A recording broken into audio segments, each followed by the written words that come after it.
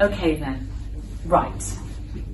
So, first of all, today we're going to go through the jolly question and how to answer it. So you should hopefully have the jolly question in front of you while watching this video. Now, what we've got to remember is anything to do with personal injury tends to be case law, okay? And so the Johnny question is, Johnny is driving his car and he remembers he needs to text his mother to tell her he's not coming home for tea that day. He manages to text his mother by holding his mobile phone in his left hand while using his right hand to steer the car. As he turns the corner of the road, he sees Alan coming towards him in a van. Johnny drops his mobile telephone and brakes hard, but the car skids into Alan's van, severely damaging the fronts of both vehicles. Alan suffers serious head injuries as a result of this accident. You have been asked, so make sure you read the command words in the question.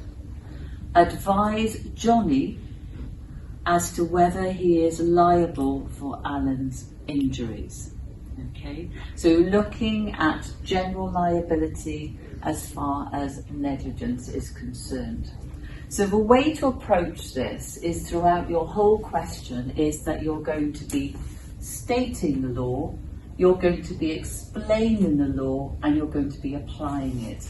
And you are only going to be stating, explaining, and applying the law to the relevant parts.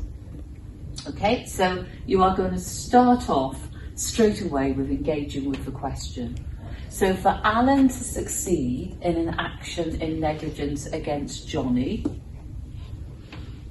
and then you're going to state the elements that need to be established under the tortuous equation that we looked at. So in other words, you're going to just mention that it has to be established that Johnny owes a duty of care to Alan, that indeed he has breached that duty of care, and that as far as damage is concerned, we have factual causation in place.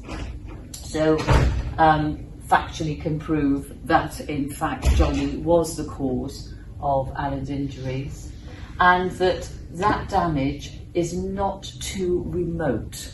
So when we're talking about remoteness, that is enough for our first paragraph. Because what we're doing in our first paragraph is we are just laying out and giving a plan of what we're talking about. In the second paragraph, of course, we go through each element. So we're going to kick off with the duty of care.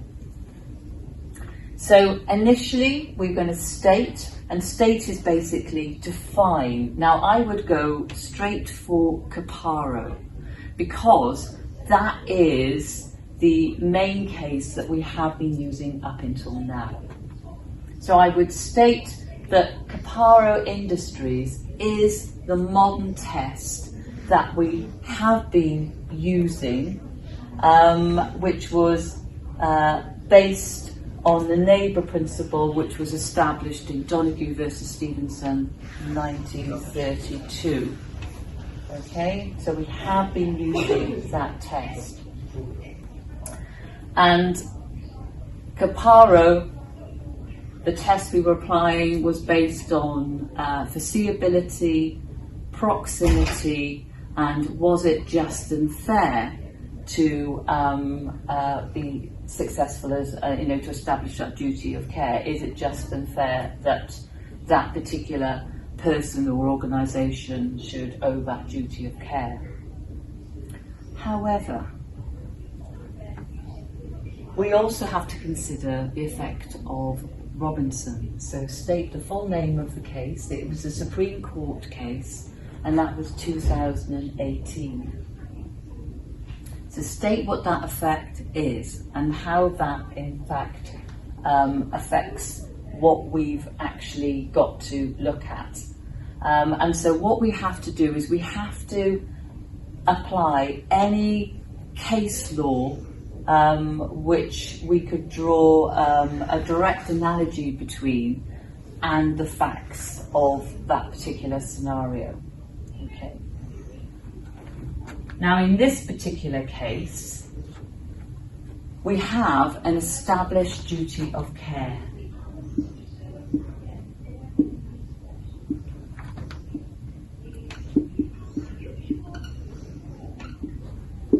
Now, there are several established duties of care, and one is to, if you're a road user, you have a duty of care to other road users, okay? And because of that, we don't have to use caparo. And that's basically what Robinson said, is that if we have something in place, either where we have an established duty of care or a similar case, then we don't use caparo. The only time we use caparo is if it is a new situation, a novel situation that hasn't arisen up until now. So we take this information and we apply it to the situation. Okay, so we apply it to the situation. We've pretty much done that. I've kind of done that for you there, really. Okay, so that's our second paragraph. Our third paragraph is, has there been a breach of duty of care? So in other words, has Johnny breached his duty of care to Alan? Well, the test that we have to apply, it doesn't matter what the scenario is the reasonable man test. And this came from a very old case, Blythe versus Birmingham Waterworks in 1865. Now, you have other tests to consider. So if you look in a textbook, you've got stuff like foreseeability, magnitude of harm, special characteristics, you know, if it's children involved. But when you're talking about adults, in fact, the only thing that you're looking at is their competence, their skills, what they should be able to do, what is expected of them as far as their job or whatever it is concerned.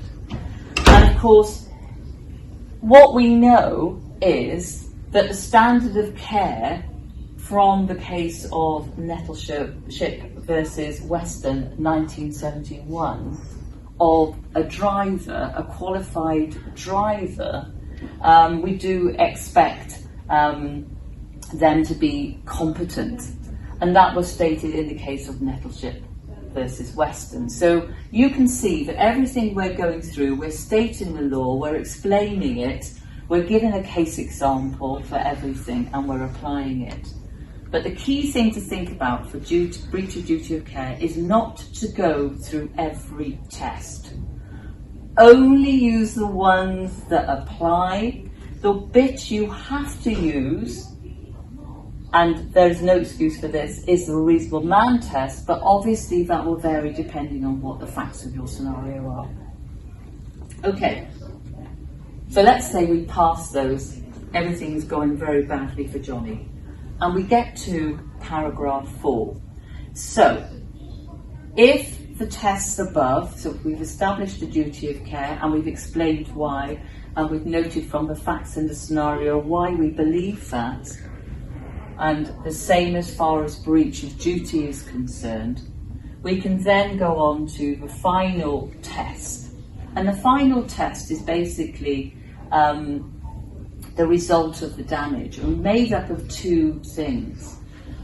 Causation, that is factual causation, but we have to have a direct correlation between Johnny's actions and the resulting injury.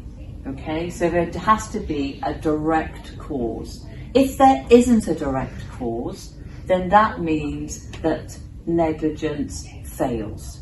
Okay, so if any part of these tests fail, then the whole action fails. The case you've got in your textbook, which you can use, is Barnett. In addition to this, if we can state and show and demonstrate that it's factually caused, Johnny's actions have factually caused that result, then we've got to look at whether those actions were too remote, okay? And what we mean by remoteness there is foreseeability, okay? Was it foreseeable? Now, the case you would use for this is the Wagon Mound case, number 1. And in this case, you would state that the principle derived from this was that damage has to be foreseeable, but it doesn't have to be evident the amount of damage of a degree. It just has to be foreseeable, okay? And that's the main authority we have for that, okay? You've got a lot of information here. You've got 18 marks. You've got approximately 25 minutes, if you're going to plan this as well, to answer this question.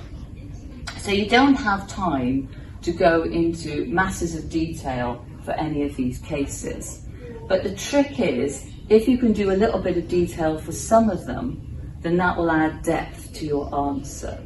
But what you're going to try and do is cover everything.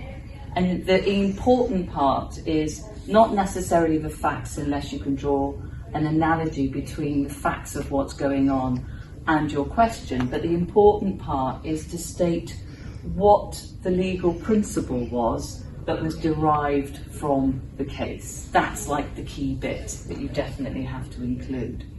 If you can, at the end, do a short conclusion, a couple of lines, that's fine. For an 18 marker, you would have already stated the law, explained it, given your case example, applied it. You would have done that like a revolving door all the way through your answer. But if you can, you could just finish off with, in this particular case, is Johnny liable or not liable? What do you reckon? Yes, I think so. Absolutely, without any doubt. But you have to prove it. That's the thing. And that's why you have to go through every element, prove every element, and then that's what you can state in your last 2 lines. Okay then? So that's it. So hopefully that explains how to answer that question.